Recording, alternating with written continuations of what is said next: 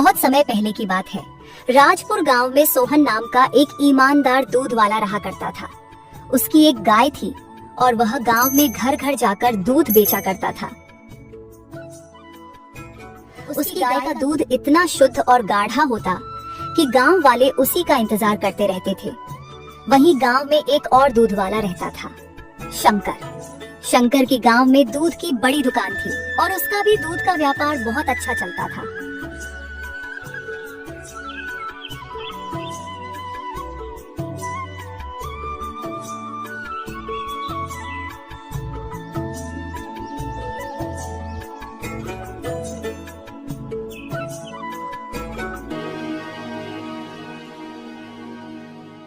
अरे राधा, सुनती हो? जल्दी से बाल्टियां दे दो, सूरज निकल आया है। पूरे गांव में दूध देने जाना है। आज पता नहीं इतनी देर कैसे आंख लग गई। बाल्टियां पहले ही तबेले में रखती हैं, अब आप बस दूध निकालना शुरू कीजिए।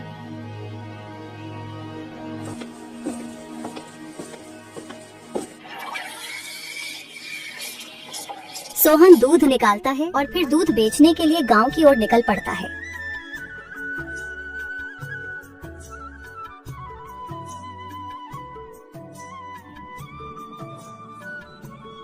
दूध ले लो, शुद्ध और गाढ़ा ताजा ताजा दूध ले लो। इस तरह सोहन पूरे गांव में आवाज लगाते हुए दूध बेचता है।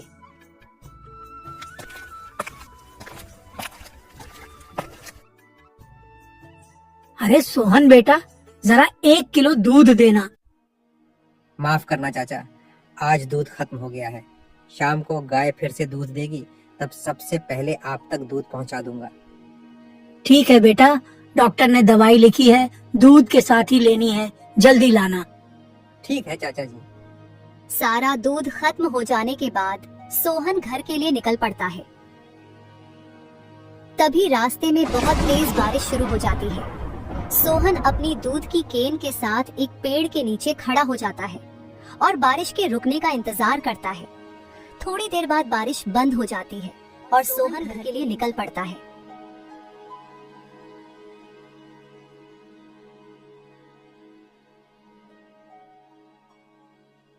अजी, आपको इतनी देर कैसे हो गई आज?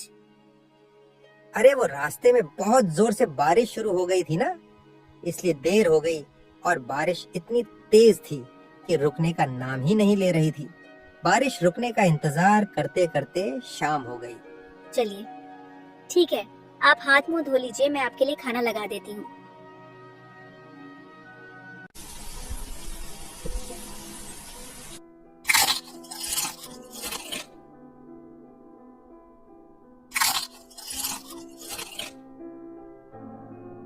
सुनो राधा, मैं थोड़ी देर आराम कर लेता हूँ, तुम गैया का दूध निकाल लेना। रामू काका को दूध पहुँचाना है, उनको डॉक्टर ने दवाई दूध के साथ लेने को बोला है। चलिए ठीक है, आप आराम कीजिए।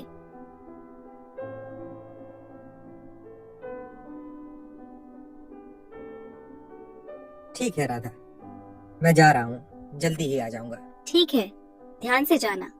और हाँ, आते समय समोसे लेते आना। आज बहुत मन हो रहा है समोसे खाने का बारिश के मौसम में। रामू चाचा, ओ रामू चाचा, घर पे हो क्या? अरे सोहन बेटा, तुम आ गए। मैंने सोचा तुम नहीं आ पाओगे, बारिश जो इतनी तेज थी। अरे चाचा जी, कैसे नहीं आता मैं? आपको दवाई भी लेनी थी ना, कितनी भी तेज बारिश क्यों ना होती मैं जरूर आता। ठीक है चाचा जी, चलता हूँ मैं। भगवान तुम्हारा भला करे बेटा। सोहन रामू चाचा के घर से निकला ही था, तभी उसे अपनी पत्नी की बात याद आती है कि उसने समोसे मंगाए थे और समोसे लेने के लिए वह बाजार की तरफ चला जाता है। भैया 4 समोसे पैक कर दो। सोहन समोसे लेकर अपने घर की तरफ जा ही रहा था कि तभी मालती उसके पास आती है और कहती है, क्या बात है सोहन भैया, आजकल तो बहुत पैसे छाप रहे हो। नहीं मालती बहन, भगवान की दया और आप लोगों की मेहरबानी से गुजारा हो रहा है। अच्छा, सुना है सरला का बेटा पिछले कुछ दिनों से बहुत बीमार चल रहा है और डॉक्टर ने कहा है कि मिलावटी दूध की वजह से ये सब हुआ है और गांव में बहुत सारे लोग भी बीमार पड़ रहे हैं। कहीं ये कमाल आपके दूध का तो नहीं? नहीं नहीं मालती बहन, मैं भला ऐसा क्यों करूँगा। जो मालती ने बताया, सोहन उस बारे में सोचते सोचते घर आ जाता है। आ गए आप? बहुत देर कर दिया आने में। भाग्यवान, तुम्हारे लिए समोसे लेने चला गया था, इसलिए देरी हो गई। अच्छा, समोसे ले आए? चलिए खाते हैं।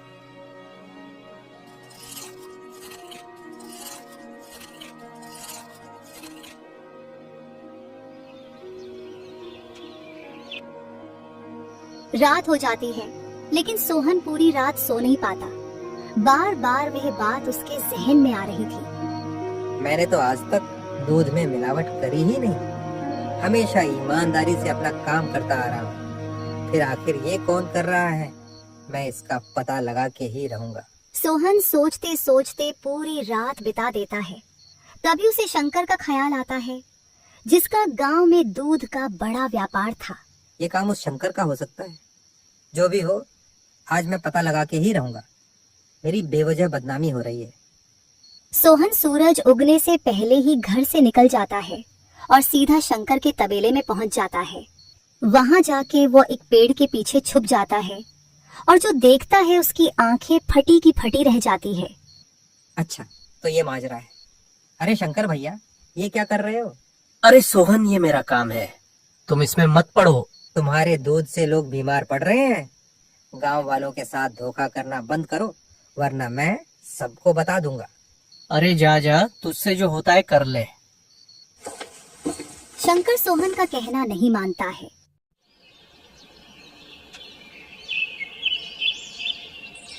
सुबह होते ही सोहन पंचायत में जाकर मुखिया व गांव वालों के सामने शंकर की पोल खोल देता है।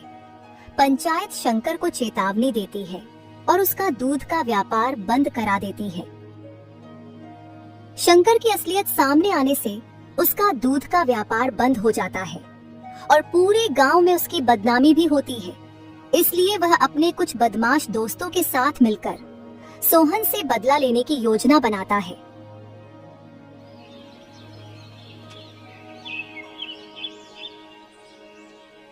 अरे ओ दूध वाले, तूने आज जितने भी पैसे कमाए हैं सब मुझे दे दे। अरे भाई, आज कुछ खास कमाई नहीं हुई है। ठीक है, आज जाने दे रहा हूँ।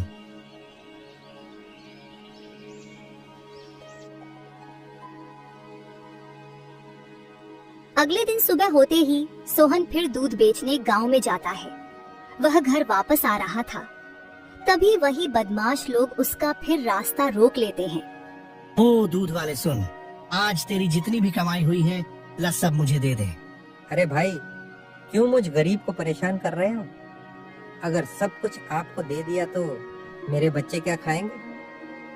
मुझसे जुबान लड़ा रहा है, रुक अभी मजा चखाता हूँ। इतना कहकर वे बदमाश सोहन का सारा सामान जमीन पे बिखेर देते हैं। अजी, आज इतना जल्दी कैसे आ गए आप? आपके कपड़े इतने गंदे क्यों हैं और चोट कैसे लग गई? अरे राधा, कुछ बदमाशों ने मेरा रास्ता रोक लिया था और मुझसे सारे पैसे मांग रहे थे। मैंने मना किया तो उन्होंने सारा सामान बिखेर दिया। बेड़ा गर्क हो उन बदमाशों का। हम गरीबों का पैसा लेकर पता नहीं उन्हें क्या मिल जाएगा। क्यों ना हम इसकी थाने में FIR कराते हैं। सोहन और राधा थाने में जाकर उन बदमाशों की रिपोर्ट दर्ज करवाते हैं और थानेदार उन बदमाशों को गिरफ्तार कर लेता है। कुछ समय बाद शंकर थाने में आता है और थानेदार को बहुत सारे पैसे का लालच देता है, जिससे थानेदार का ईमान डगमगा जाता है और वो उन बदमाशों को छोड़ देता है। उस सोहन के बच्चे को बहुत ज्यादा परेशान करो और उसे घर से बाहर फेंक दो। जेल से बाहर आने के बाद वे बदमाश गांव में जाकर लोगों से सोहन के घर का पता पूछते हैं और गांव वालों से उन्हें पता चलता है कि सोहन भोलू काका के किराए के मकान में रहता है और फिर वे बदमाश भोलू काका के घर पहुंच जाते हैं। सुन बे मकान मालिक, वह सोहन का बच्चा तेरे मकान में रहता है, उसे शाम तक घर से बाहर फेंक दे। अगर मेरा कहना नहीं माना तो मैं तुम्हें तेरे पूरे परिवार के साथ खत्म कर दूंगा। भोलू काका उन बदमाशों की धमकियों से डर जाते हैं और सोहन के घर जाते हैं। क्या बात है भोलू काका, आज अचानक से कैसे आना हुआ? अरे ओ सोहन, आज शाम तक मकान खाली कर देना। अगर नहीं किया तो मैं खुद आके सब कुछ बाहर फेंक दूंगा। इतना कहकर भोलू काका वहाँ से चले जाते हैं। इस महीने का किराया भी हमने दिया है, तो भोलू काका मकान खाली करने का क्यों कह रहे थे? आखिर हमने ऐसा क्या किया है? पता नहीं भाग्यवान, ऊपर वाला ही जाने। अरे तुम सब तो जेल में थे ना, फिर बाहर कैसे? भला किसकी इतनी हिम्मत जो मुझे अंदर रख सके? अच्छा, तो भोलू काका ने तुम्हें मकान खाली करने के लिए उकसाया क्या? अरे वो जग्गा और बल्लू सुनो, ये बहुत चपर चपर कर रहा है। इसके बीवी बच्चे और सारे सामान को बाहर फेंक दो। इतना कहकर वे बदमाश सोहन उसकी बीवी, बच्चों और घर के सारे सामान को बाहर फेंक देते हैं। और सोहन अपनी बीवी, बच्चों और थोड़े से सामान के साथ घर से चला जाता है और उसे रास्ते में ही रात हो जाती है और पूरी रात उसे फुटपाथ पर ही सोकर बितानी पड़ती है। हे भगवान, कैसा समय आ गया है, फुटपाथ पे सोना पड़ रहा है। चलो राधा, मैं गौ माता के खाने का कुछ जुगाड़ करता हूँ। इतना कहकर सोहन वहाँ से जा ही रहा होता है कि तभी वह देखता है सामने से बहुत तेज स्पीड में दौड़ती हुई एक गाड़ी आ रही है और एक बच्चा रोड क्रॉस कर रहा है। सोहन अपनी जान की परवाह किए बिना उस बच्चे को बचाने दौड़ पड़ता। सोहन को थोड़ी बहुत चोटें तो आती है, लेकिन वह उस बच्चे को बचा लेता है। ये सारा दृश्य उस बच्चे के माता पिता देख रहे थे और वे दौड़कर सोहन के पास आते हैं।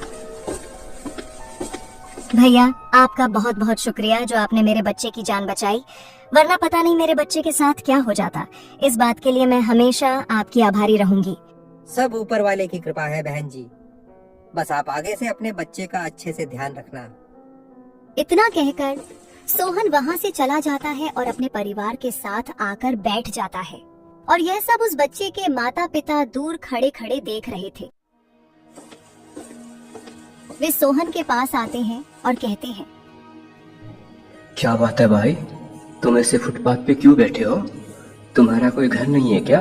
फिर सोहन और उसकी पत्नी अपने साथ जो हुआ उसके बारे में उन दोनों को बताते हैं, जिससे उन दोनों की सोहन और उसके परिवार के प्रति सहानुभूति बढ़ जाती है। आप बिल्कुल फिक्र मत करो मेरे भाई, मैं आपकी मदद करूंगा। फिर सोहन उस आदमी के साथ उस थाने में चला जाता है जहां उसने शिकायत दर्ज करवाई थी। अरे ये तो वही आदमी है जो उस दिन मेरे पास रिपोर्ट लिखवाने आया था, और आज ये डीजीपी सर के साथ कैसे? क्या बात है थानेदार साहब, पहचाना क्या? अरे डीजीपी सर, आपने आने का कष्ट क्यों किया? आप बस एक फोन कर देते तो हम खुद ही आ जाते।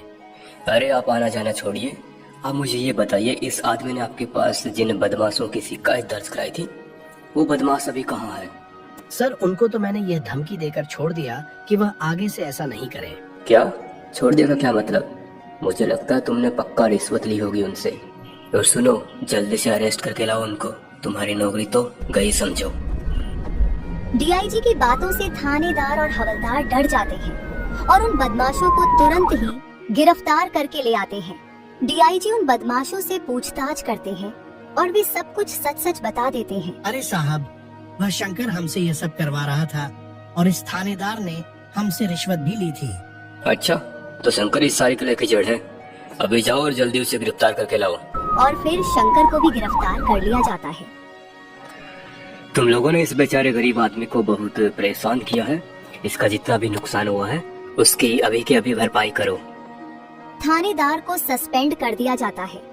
सोहन का जितना भी नुकसान हुआ था उसकी भरपाई कर दी जाती है और शंकर को उसके किए की सजा मिल जाती है। आखिरकार सोहन को न्याय मिल चुका था। सोहन भाई, आपके नुकसान की भी भरपाई हो चुकी है, और ये लो कुछ पैसे मेरी तरफ से भी रख लो। अरे नहीं साहब, मुझे पैसे नहीं चाहिए, उन बदमाशों से छुटकारा मिल गया, वही काफी है। डीजीपी सर सोहन को पैसे देकर वहाँ से चले जाते हैं। सोहन उन पैसों से दूध का एक छोटा सा व्यापार शुरू करता है और इससे वह अपना खुद का अच्छा घर भी ले लेता है। इस तरह एक बार फिर से सोहन का व्यापार खूब फलने फूलने लगता है।